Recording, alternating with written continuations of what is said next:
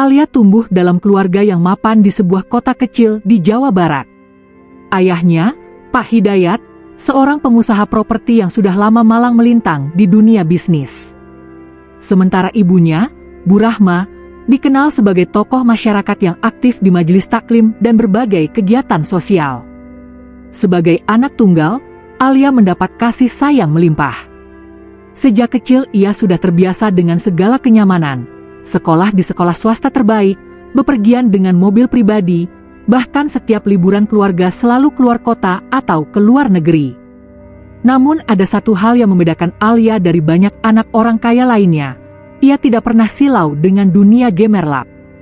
Alia dididik dengan nilai agama yang kuat. Ia terbiasa bangun sebelum subuh untuk salat berjamaah bersama orang tuanya. Setiap sore, ia rajin ikut kajian bersama ibunya. Dari sanalah sifat rendah hati, santun, dan sabarnya terbentuk. Meski semua teman-temannya sibuk memamerkan barang-barang branded, Alia tetap tampil sederhana dengan gamis longgar dan jilbab polos. Di usia remajanya, Alia punya cita-cita mulia, ia ingin menjadi guru. Baginya, kebahagiaan sejati adalah saat ia bisa berbagi ilmu dan membimbing anak-anak menjadi generasi yang baik. Ia percaya, seorang guru adalah ladang amal yang pahalanya terus mengalir. Namun takdir hidupnya berubah saat usianya menginjak 20 tahun. Saat itu, Alia ikut kegiatan sosial bersama ibunya di sebuah desa kecil. Mereka menyalurkan bantuan sembako untuk warga. Di sana, Alia melihat sekumpulan pemuda sibuk mempersiapkan panggung untuk acara 17 Agustus. Salah satu dari mereka adalah seorang pria tinggi dengan kulit sawo matang, mata tajam, dan senyum ramah. Namanya Randy. Ia terlihat cekatan mengangkat kayu, mengatur sound system, dan sesekali tertawa bersama teman-temannya. Meski pakaiannya sederhana, ada wibawa dalam dirinya. Alia sempat menatap lama, sampai akhirnya Randy menyadarinya. Mereka bertukar senyum singkat, dan entah kenapa, hati Alia berdegup kencang. Takdir rupanya membuat mereka kembali bertemu di mushola desa saat menjelang maghrib. Alia ikut membantu membagikan makanan untuk anak-anak, sementara Randy menjadi panitia yang mengatur acara. Percakapan pertama mereka sederhana, hanya soal pembagian nasi kotak. "Maaf, Mbak, yang di meja sana sudah penuh. Bisa dibantu taruh di sini saja," ucap Randy sopan. "Oh, baik Mas," jawab Alia sambil tersenyum kecil. Sekilas, percakapan itu biasa saja. Tapi di hati Alia, ada sesuatu yang berbeda. Hari-hari setelah acara itu, Alia masih sering memikirkan sosok Randy. Ia mencari tahu lewat beberapa teman, dan akhirnya tahu bahwa Randy bukan berasal dari keluarga kaya. Ayahnya seorang buruh tani, sementara ibunya sakit-sakitan dan tak bisa banyak bekerja. Randy harus bekerja keras sejak remaja untuk membantu keluarganya. Namun, ada satu hal yang membuat Alia kagum, Randy punya cita-cita besar menjadi seorang polisi. Meski ia sadar jalan menuju sana sangat sulit, biaya tinggi, persaingan ketat, tapi ia tidak pernah menyerah. Ia ikut berbagai tes meski sering gagal. Bagi banyak orang, mimpi itu mungkin hanya angan-angan. Tapi bagi Alia, justru semangat itulah yang membuat Randy berbeda. Setelah beberapa kali berjumpa dalam kegiatan sosial, hubungan mereka makin dekat. Randy akhirnya memberanikan diri untuk melamar Alia setelah ia merasa cukup mapan bekerja serabutan dan ingin serius melangkah ke jenjang pernikahan. Namun, keluarga Alia kaget. Bagaimana mungkin anak tunggal pengusaha kaya menikah dengan pemuda sederhana yang bahkan belum punya pekerjaan tetap? "Alia, kamu itu bisa dapat laki-laki mapan, sarjana, punya masa depan cerah. Kenapa harus pilih Randy?" tanya Pak Hidayat suatu malam dengan nada serius. Alia menunduk, menahan tangis. "Ayah, Randy memang tidak kaya. Tapi dia punya tekad, punya mimpi, dan aku yakin dia bisa jadi imam yang baik. Aku tidak cari harta, yah. Aku cuma ingin hidup bersama orang yang bisa bimbing aku ke surga." Bu Rahma ikut bicara. "Nak, menikah itu bukan hanya soal cinta. Kau akan menghadapi kenyataan, hidup susah, kebutuhan banyak, dan itu tidak mudah. Namun Alia tetap teguh. Ia yakin pilihannya benar. Setelah banyak perdebatan, akhirnya kedua orang tuanya luluh dan merestui pernikahan itu dengan syarat Randy benar-benar bertanggung jawab. Hari pernikahan tiba. Tak ada pesta mewah, hanya akad nikah sederhana di masjid dekat rumah. Alia tampil cantik dengan kebaya putih sederhana, sementara Randy gagah dengan setelan jas murah tapi rapi. Saat ijab kabul terucap, air mata Alia jatuh. Ia yakin inilah jalan yang dipilih Allah untuknya. Malam itu, di kontrakan kecil yang mereka tempati, Randy menggenggam tangan istrinya. Alia, aku tahu aku belum bisa kasih apa-apa. Tapi aku janji, aku akan berusaha sekuat tenaga membahagiakan kamu. Alia tersenyum, matanya berbinar. Mas, aku sudah bahagia hanya dengan bisa menemani Mas. Dunia ini sementara, yang penting kita bersama-sama menuju akhirat. Itulah awal dari perjalanan mereka. Hidup sederhana, penuh perjuangan, tapi diliputi cinta dan doa. Alia tidak tahu, di balik semua keyakinannya, Allah sudah menyiapkan jalan panjang penuh ujian. Hari-hari awal setelah pernikahan, Alia benar-benar merasakan dunia yang berbeda. Dari rumah besar dengan halaman luas, kini ia tinggal di kontrakan kecil berukuran 4x6 meter. Dindingnya tipis, atapnya bocor bila hujan deras, dan kamar mandi harus berbagi dengan tetangga. Namun, tak ada keluhan sedikit pun dari bibir Alia. Ia selalu tersenyum, bahkan ketika harus memasak di dapur sempit dengan peralatan seadanya. Setiap pagi, ia bangun lebih dulu untuk menyiapkan sarapan sederhana, nasi, tempe goreng, dan teh hangat. Mas, ayo makan dulu sebelum kerja, katanya lembut, sambil menyodorkan piring berisi tempe hangat. Randy hanya menatap sebentar, lalu mengangguk. Makasih, Lee. Kamu sabar banget ya tinggal di tempat kayak gini? Alia tersenyum. Mas, rumah bukan soal besar atau kecil. Rumah itu tempat di mana kita saling sayang. Kalau ada Mas, kontrakan sekecil ini pun jadi istana. Randy terdiam, dadanya hangat. Dalam hati ia berjanji, suatu hari ia akan membahagiakan Alia dengan rumah yang lebih layak. Untuk mencukupi kebutuhan, Randy bekerja apa saja. Pagi hari ia mengojek, siang membantu mengangkut barang di pasar, dan malamnya kadang ikut menjaga warung tetangga. Badannya sering pegal, kakinya lecet, tapi ia tetap tersenyum ketika melihat Alia menunggunya di rumah. Pernah suatu malam, Randy pulang larut dengan tubuh basah kuyup kehujanan. Alia langsung menyambutnya dengan handuk. Masya Allah, Mas. Kenapa nggak berteduh dulu? Nanti sakit loh, kata Alia sambil mengeringkan rambut suaminya. Randy hanya menunduk. Aku pengen cepat pulang, Lee. Aku kangen sama kamu.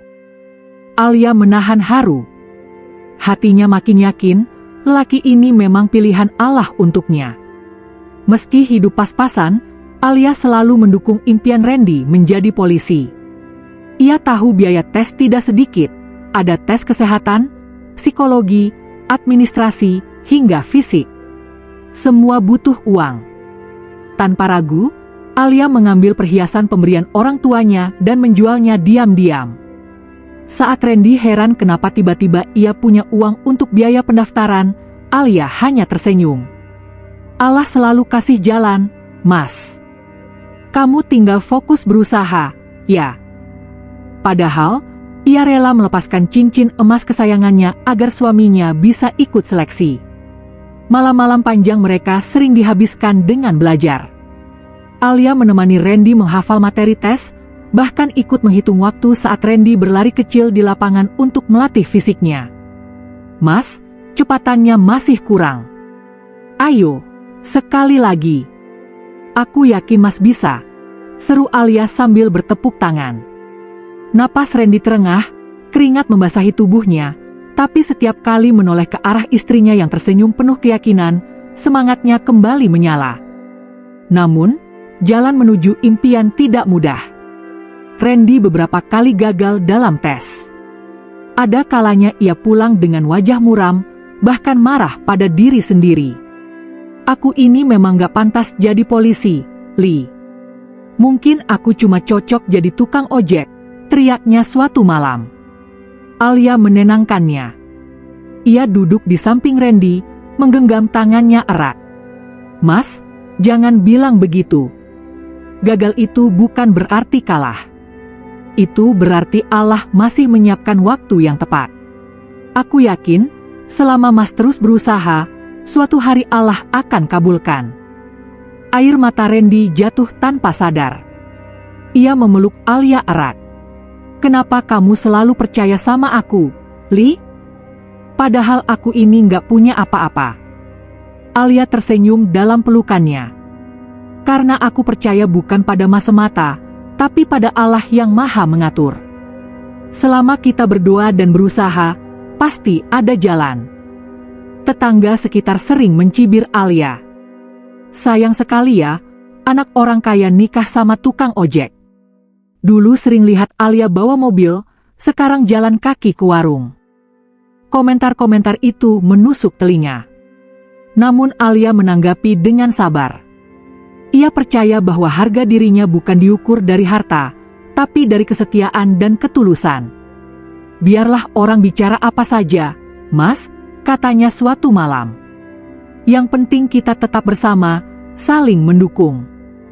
Randy menatap Alia lama, merasa bersalah sekaligus terharu. Ia tahu istrinya berkorban banyak demi dirinya. Tahun demi tahun berlalu, perjuangan mereka tak kenal lelah. Hingga akhirnya, doa mereka terkabul. Pada suatu pagi, Randy pulang membawa selembar surat. Wajahnya pucat, tangannya gemetar. Alia, aku lulus. Aku diterima jadi polisi. Alia terdiam sejenak, lalu menutup mulutnya dengan tangan. Air matanya langsung tumpah. Ia berlari memeluk Randy erat-erat. Alhamdulillah, Mas. Allah jawab doa kita. Mereka berdua sujud syukur bersama. Malam itu, kontrakan kecil itu penuh dengan rasa syukur dan kebahagiaan. Alia merasa semua pengorbanannya tidak sia-sia. Ia sudah menjalani peran sebagai istri dengan sepenuh hati. Kini ia yakin, kehidupan mereka akan berubah menjadi lebih baik. Namun, ia tidak tahu, di balik keberhasilan itu, ujian yang jauh lebih berat sudah menunggu. Hari-hari Alia terasa berbeda sejak Randy resmi diterima sebagai anggota kepolisian. Di awal, hidup mereka perlahan membaik. Mereka pindah dari kontrakan kecil ke rumah dinas sederhana. Meski tidak megah, Alia merasa lega karena atapnya tidak lagi bocor dan ada halaman kecil di depan rumah tempat ia bisa menanam bunga. Randy pun terlihat semakin percaya diri. Seragam polisi yang dikenakannya membuatnya tampak gagah. Setiap kali ia berangkat kerja, anak-anak kecil di lingkungan rumah sering berlarian memberi salam, sementara para ibu-ibu menatapnya dengan kagum. Ayah sekarang keren ya, Bu, ujar seorang anak kecil pada Alia. Alia hanya tersenyum. Hatinya dipenuhi kebanggaan. Alhamdulillah, akhirnya Mas bisa sampai di titik ini. Semua jerih payah terbayar sudah. Namun, kebahagiaan itu tidak berlangsung lama. Sedikit demi sedikit, Alia mulai merasakan perubahan pada suaminya. Dulu, setiap kali pulang kerja, Randy selalu menyapa Alia dengan senyum hangat, mencium keningnya, dan menanyakan kabar. Kini, ia sering pulang larut malam, langsung duduk membuka ponsel, atau tertidur di kursi tanpa menoleh pada Alia. Mas, aku bikin sayur asem sama ikan goreng kesukaan Mas. Ayo makan dulu, ucap Alia suatu malam sambil menata meja makan. Taruh aja di meja. Aku capek banget, jawab Randy singkat, matanya tak lepas dari layar ponsel. Alia menahan perasaan. Ia mencoba maklum. Mungkin Mas benar-benar lelah, pikirnya. Tapi, kebiasaan itu terus berulang. Meski sering diabaikan, Alia tetap menjalankan tugasnya sebagai istri. Ia selalu menyiapkan pakaian rapi, menggosok sepatu Randy hingga mengilap, bahkan tak lupa menyelipkan doa sebelum suaminya berangkat kerja. Semoga Allah selalu jaga Mas di jalan, semoga Mas selalu diberi kekuatan, bisiknya dalam hati sambil melambaikan tangan setiap kali Randy pergi. Namun, jauh di lubuk hati, Alia mulai merasakan jarak yang kian melebar. Suatu sore, saat Alia belanja di warung, ia mendengar bisik-bisik dari dua tetangga. Katanya Pak Randy sering jalan sama cewek muda, ya? Anak pegawai salon itu loh. Masa sih? Padahal istrinya baik banget, cantik, sholehah lagi. Dek. Hati Alia bergetar. Tangannya yang memegang uang receh mendadak gemetar. Ia ingin menyangkal, tapi bayangan sikap dingin Randy selama ini membuat pikirannya kacau. Sepanjang jalan pulang, langkahnya terasa berat. Air matanya hampir jatuh, tapi ia cepat-cepat menghapusnya. Tidak, aku tidak boleh suzon. Mas pasti cuma sibuk kerja. Aku harus tetap percaya. Malamnya, Alia mencoba menanyakan dengan hati-hati. Mas, akhir-akhir ini sering pulang malam, kerjaan banyak ya? Tanyanya lirih. Randy menoleh sebentar, lalu menghela napas. Ya, namanya juga polisi. Banyak tugas. Jangan terlalu mikir yang aneh-aneh. Alia hanya mengangguk. Ia ingin percaya. Hari berganti minggu. Randy semakin jarang di rumah. Bahkan ketika ada waktu luang, ia lebih memilih nongkrong bersama teman-temannya daripada menghabiskan waktu dengan Alia. Pernah suatu malam, Alia menunggu dengan setia hingga pukul 11. Pintu rumah baru terbuka, dan Randy masuk dengan aroma parfum asing menempel di bajunya. Mas baru pulang? Tanya Alia pelan. Ya, tadi ada rapat dadakan, jawab Randy singkat. Alia menunduk. Ia ingin bertanya lebih jauh, tapi hatinya terlalu takut mendengar kebenaran. Hingga pada suatu malam, kenyataan tak lagi bisa ditutupi. Randy pulang lebih awal dari biasanya, duduk di ruang tamu dengan wajah serius. Alia merasa ada sesuatu yang tidak beres. Alia, aku mau ngomong. Alia duduk di hadapannya, menunggu. Aku mau cerai. Kata-kata itu menghantam hati Alia seperti petir. Dadanya sesak, matanya berkaca-kaca. Apa maksud Mas? Kenapa? Apa salahku? Tanyanya dengan suara bergetar. Randy menunduk sejenak, lalu berkata lirih, aku sudah nggak cinta lagi. Aku sudah punya wanita lain. Air mata Alia tumpah. Selama ini ia yang mendukung, menemani, mendoakan, bahkan mengorbankan harta dan kenyamanan demi Randy. Dan sekarang, setelah semua tercapai, ia justru ditinggalkan. Mas, aku ikut Mas dari nol. Aku rela meninggalkan kenyamanan rumah orang tuaku, hidup sederhana, menahan lapar, menahan cibiran orang. Semua karena aku percaya Mas. Kenapa sekarang, setelah Mas berhasil, aku justru dibuang? Suara Alia pecah, tubuhnya bergetar. Namun Randy hanya terdiam. Dalam pikirannya, wanita barunya lebih menarik, lebih modern, dan bisa membawanya masuk ke lingkungan sosial yang lebih tinggi. Ia buta oleh dunia. Perceraian pun terjadi. Alia kembali ke rumah orang tuanya dengan hati hancur, sementara Randy melanjutkan hidup dengan wanita pilihannya. Malam pertama setelah perceraian, Alia menangis di kamar lamanya. Ia menatap foto pernikahannya yang masih tersimpan di laci. Ya Allah, aku sudah berusaha sebaik mungkin jadi istri. Kenapa akhirnya seperti ini? Namun di balik tangisnya, ada secercah doa yang tetap ia panjatkan. Ya Allah, jika ini jalan terbaik menurut MU, maka kuatkan aku. Jangan biarkan aku tenggelam dalam luka. Hatinya mungkin hancur, tapi imannya tetap berdiri. Ia percaya Allah tidak pernah tidur. Dan benar saja, doa itu menjadi awal dari jalan panjang menuju kebangkitan Alia. Setelah bercerai dengan Alia, hidup Randy seakan melesat cepat. Ia menikah dengan wanita pilihannya, seorang perempuan muda bernama Mira, yang bekerja di sebuah salon kecantikan. Penampilannya modis, penuh pesona, dan pandai mengambil hati. Awalnya, Randy merasa keputusan menceraikan Alia tepat. Bersama Mira, ia sering menghadiri acara-acara sosial, nongkrong di kafe, dan menikmati gaya hidup yang sebelumnya tak pernah ia rasakan. Setiap kali melangkah dengan Mira, ia merasa lebih percaya diri, seolah dunia kini berada di genggamannya. Akhirnya aku punya istri yang bisa bikin aku bangga di depan teman-teman, gumamnya dalam hati. Namun kebahagiaan itu hanya bertahan sebentar. Mira ternyata sangat berbeda dengan Alia. Ia suka berbelanja, sering minta barang-barang mahal, dan tak pernah puas dengan apa yang diberikan Randy. "Mas, aku bosan kalau jalan ke warung terus. Aku maunya belanja di mall. Aku malu kalau teman-temanku tahu aku cuma dikasih uang segini," kata Mira suatu hari sambil manyun. Randy menghela napas. Gajinya sebagai polisi sebenarnya cukup untuk hidup layak, tapi tidak cukup untuk memenuhi gaya hidup istrinya. Demi menuruti keinginan Mira, ia mulai meminjam uang sana-sini. Sementara itu, rumah tangga mereka penuh pertengkaran.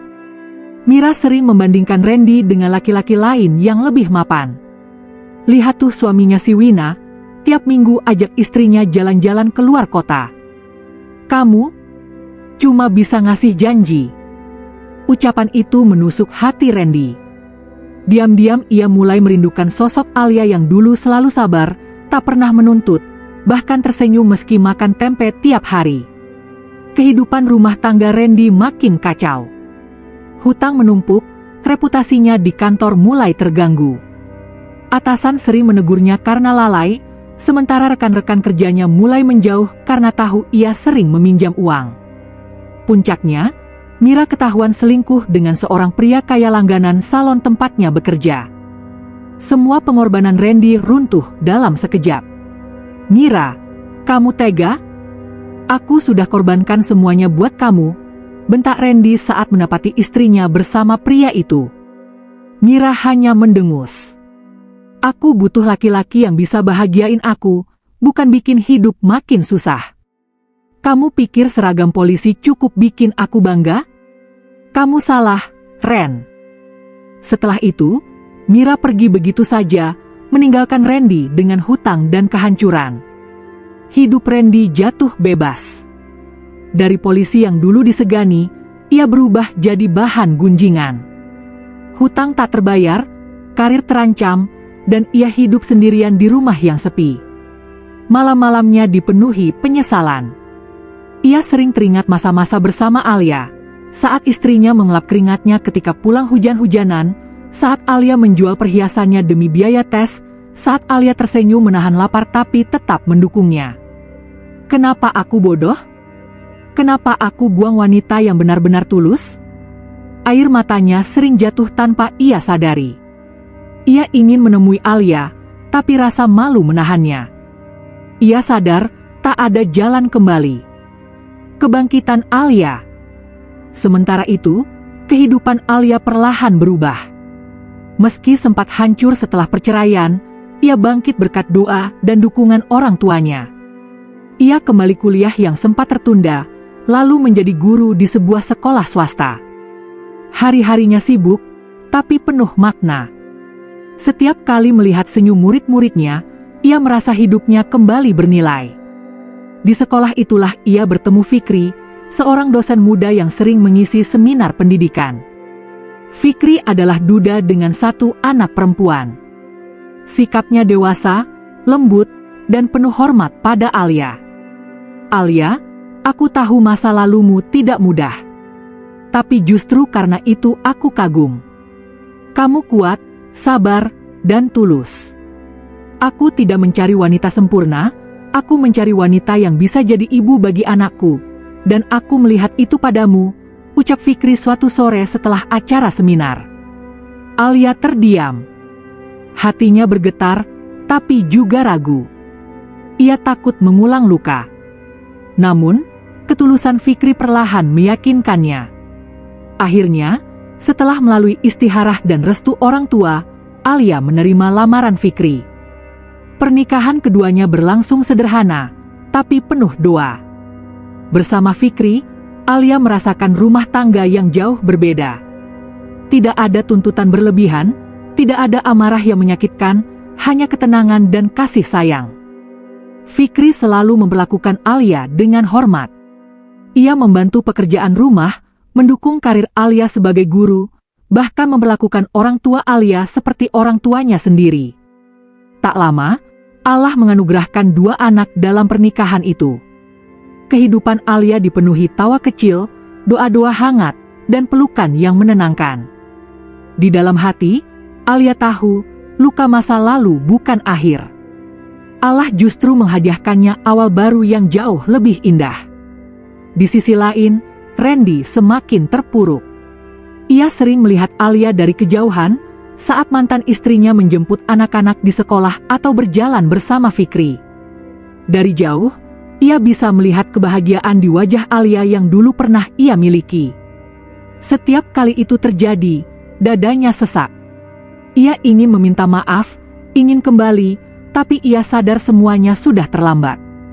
Hidup memang adil, gumamnya lirih suatu malam. Aku tinggalkan yang tulus demi yang palsu. Kini aku yang hancur, sementara dia bahagia. Air matanya jatuh lagi, menyesali keputusan yang tak bisa diulang. Tahun-tahun bergulir cepat. Sejak perceraian, kehidupan Alia dan Randy berjalan di jalan yang berlawanan. Alia tumbuh menjadi sosok istri yang dicintai, ibu yang penuh kasih, dan guru yang disegani. Sementara itu, Randy semakin kehilangan arah, terjebak dalam lingkaran kesalahan dan penyesalan. Di rumah kecil yang selalu dipenuhi tawa, Alia kini hidup bahagia bersama Fikri, suami yang penuh perhatian.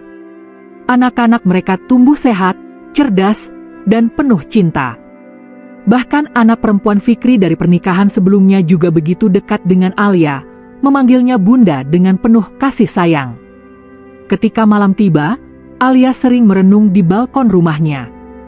Ia mengenang masa lalunya bersama Randy, luka yang dulu hampir mematikan hatinya. Tapi setiap kali melihat Fikri menimang anak mereka, ia tersenyum. Allah memang maha adil. Ketika satu pintu ditutup, dia buka pintu yang jauh lebih indah.